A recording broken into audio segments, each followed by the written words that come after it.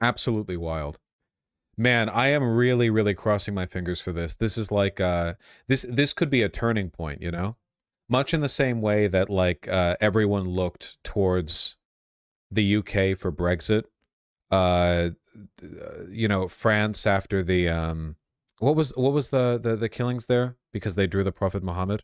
What were the one that led to a drastic shift in the treatment and perception of Muslims in France? Hebdo, thank you. The Hebdo killings. Yeah, yeah, thank you. Yeah, I completely blanked on the name. Or any number of things happening in Germany. You know, this could be one of those like focus points, but potentially one where things change for the good for once. You know, how much new information do we have? So the man with a very strange head shape, but a good suit, Macron, called a snap election as a way of shoring up voter confidence following his defeat in the EU parliamentary elections. Uh, and then, here, the left get their shit together fairly fast, almost immediately announcing the creation of a popular front that gathers all the left-wing parties. Very exciting. Hilariously, Raphael Glucksmann, the head, I'm sorry, the head candidate of the Socialist Party for EU elections, tried to prevent the alliance by going on TV to list some ridiculous preconditions for it, but literally no one listened to him and they went forward with it. Okay, I don't know why he would do that. That's pretty bad. Many memes on Glucksmann effectively pushing himself out of the French left. He was never actually in the left anyhow.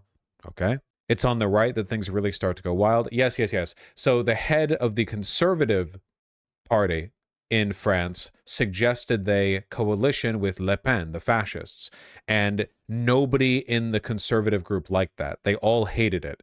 And they immediately moved to oust him. And he prevented them from ousting him as leadership by physically blocking them from holding the ousting vote.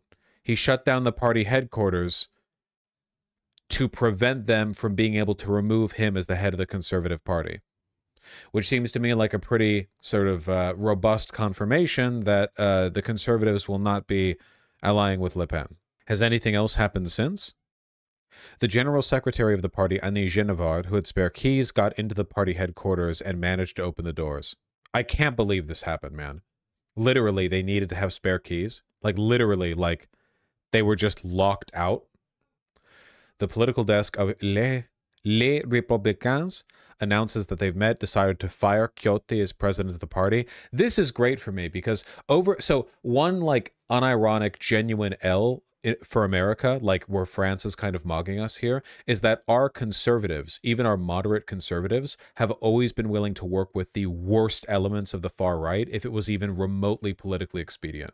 Like even the most, with the exception of very few, like I don't know, Romney, McCain, and even then, like only barely, like our moderate Republicans are right now overwhelmingly, they're just like, yeah, no, we are like supporting open white nationalist rhetoric and political sort of strategizing, so-called moderates. So the fact that in France their conservatives were so opposed to the idea of allying with fascists that they ousted their party lead immediately, it means they have principles. That's nice. Or at the very least, it's more politically expedient for them to not be fascists, but that's fine.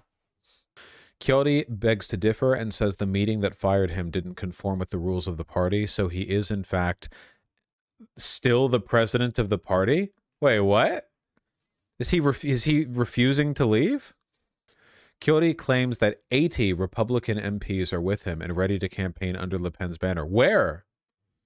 Where, motherfucker? Where? I have not seen any of that. Where? Ciotti still controls Les Républicains' Twitter account. The president of the Republicans is and will remain Eric Ciotti. He also had the vice president of the party, Guillaume Carillon, on his side. With Marine Le Pen and Jordan Bardella, we share 90 to 95% of the same ideas. Further right, things are pretty wild, too. Marianne Maréchal, granddaughter of Le Pen, who had joined Zemmour. Sorry, Jean-Marie Le Pen. Zemmour, instead of her family, announced on live feed she wants to ally with the RN next to a Zemmour who apparently hadn't been consulted. What the f is going on in France, dude? This is so much! Oh my God. I wish American politics were this chaotic. Honestly, it'd make for great content. This is insane. Meanwhile, Macron shoots at the newly formed Popular Front, essentially saying that those who join it are anti-Semites. Great, thank you. Classic. Worked for Corbyn. In other wild news, Elaine Finkielkraut, one of France's foremost Jewish intellectuals, says he might be obliged to vote for Le Pen in order to block anti-Semitism. As a reminder, Le Pen's party was co-founded by Pierre Bousquet, a former Waffen-SS. Okay. What even is France? I don't know. It looks like they're having fun over there. So that was 72 hours in France's political life. Cool. Huge majority of voters on the left favorable to the Popular Front alliance. 97% of LFI voters won it, as well as 86% of socialist voters and 77% of Greens. Les Républicains voters, about half split on an alliance with Le Pen. 53% agree. Overwhelming support among Zemmour voters for an alliance with Le Pen. I gotta say, man, the Popular Front is going to have to climb up a pretty goddamn steep mountain in order to compete with the coalition that Le Pen is building. How is France so based on worker rights but so fascist at the same time? Minorities. Literally everything that's happening right now is racism. France has always been the most anti-black. Like, maybe I'm overstating my case. France is an extremely anti-black country. Like, France's colonial record from history to now, almost entirely just like, what if we over West Africa, like constantly, you know, more anti-Arab. You know, I mean, they're pretty bad. They're pretty bad. They still run half of Africa. Yeah, basically. Just it's all race shit, you know. What happened to Tommy Sankara again? Oh, you know, just a bit of fun. France single-handedly disproving my class reductionist takes. That's why. That's why. You never succumb to class reductionism. Social identity is also a material condition. Would you go to a black man in the 1820s and tell him that, like, his condition is one described by poverty and nothing else? Ridiculous. Obviously, there's a racial element to it, and that is a material force. It is a level to the analysis. Class reductionism is and always has been a way of attempting to sandblast progressivism away or off of left coalition advocacy.